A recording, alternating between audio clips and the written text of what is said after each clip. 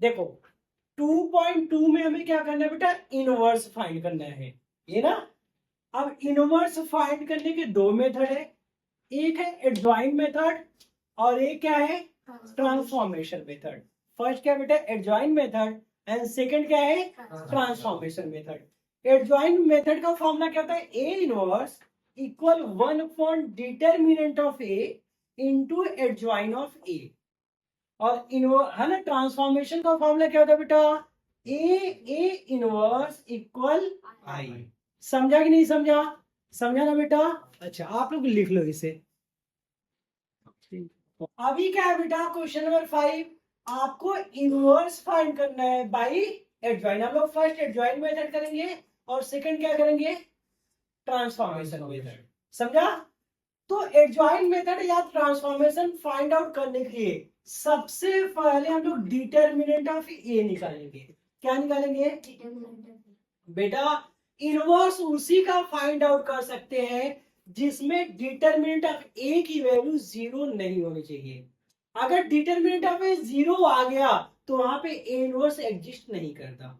समझा, फिर आगे सॉल्व करने की जरूरत नहीं है। तो कैसे डिटरमिनेंट निकाले थे, 10th में हम लोग क्रैमर रूल पढ़े थे ना, क्रॉस मल्टीप्लाई, सेम वही है बेटा। तो क्या लिखेंगे, -1 इंटू, फिर इसका मल्टीप्लाई करने के फॉर्मूले माइनस आया, यहाँ बेटा 5 इंटू -3। तो यहाँ पे क्या है बेटा, -2 माइनस इंटू माइनस, 5 3 जा, तो यहाँ पे क्या आ गया आपका 13। Means determinant of A is not equal zero. Zero नहीं आ रहा, तो बेटा अगर जीरो नहीं आया तो क्या लिखेंगे, हेंस ए इनवर्स एग्जिस्ट।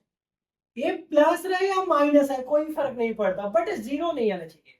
अगर जीरो आ गया तो लिख देंगे determinant of A equal to zero, hence A inverse does not exist, और आगे सॉल्व करने की जरूरत नहीं है। अब बेटा आपको निकालना क्या है, एडजॉइंट। तो एडजॉइंट निकालने के लिए क्या निकालते हैं, पहले कोफैक्टर निकालते हैं हम लोग, जो क्वेश्चन नंबर 1 में किया था हमने।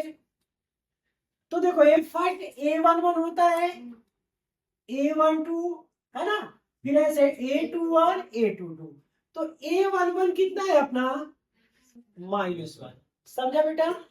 फिर माइनर M11, A11 निकालिए आपने, अभी इसके सामने ए रिमूव हो गया, ए रिमूव हो गया, बचा कितना 2।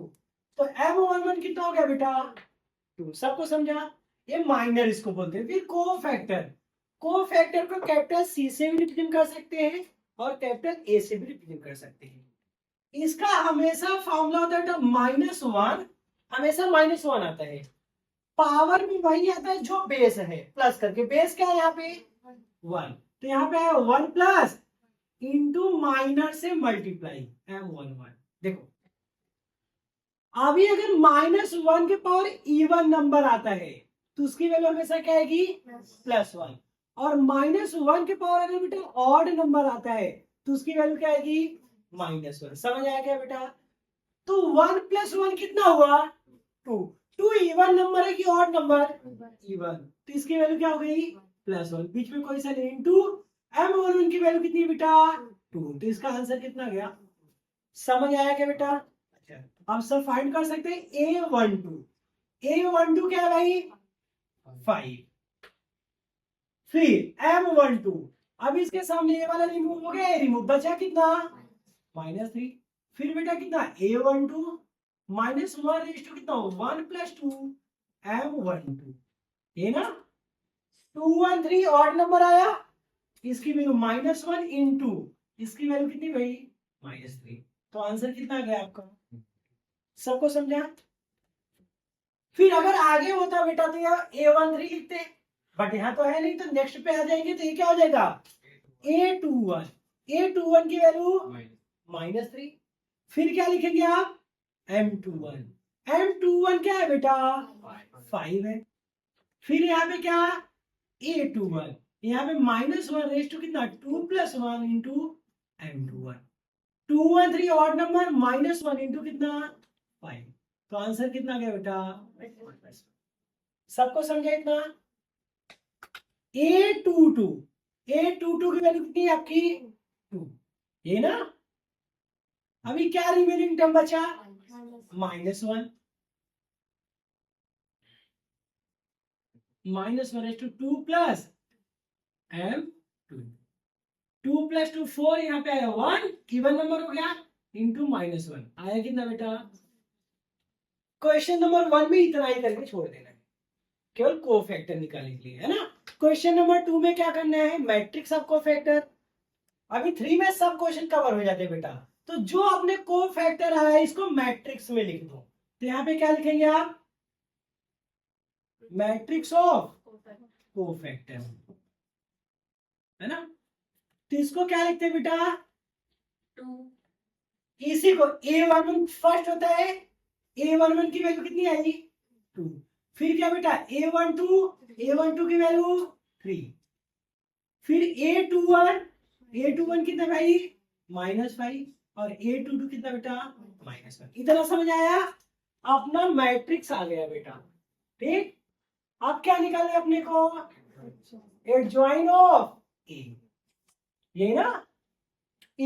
क्वेश्चन नंबर 2 में इतना करके छोड़ना है, थर्ड में क्या करना है, एडजॉइन निकालना है बस।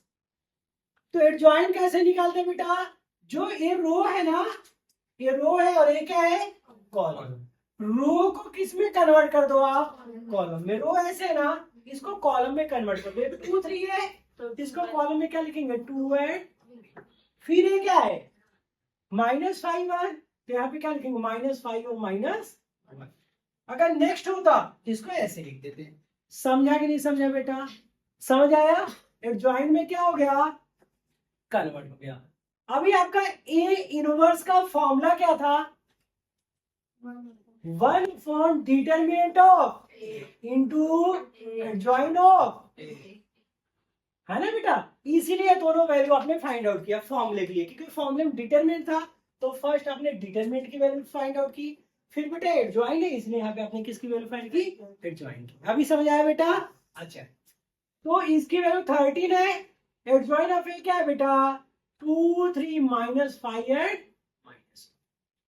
समझा बच्चों। अगर 13 के टेबल में सब नंबर आते, सपोज मोस्टली नंबर आते, तो हम डिवाइड करते, नहीं आते, कितने पे छोड़ के ये आपका क्या हो गया, आंसर हो गया। समझा बेटा इतना।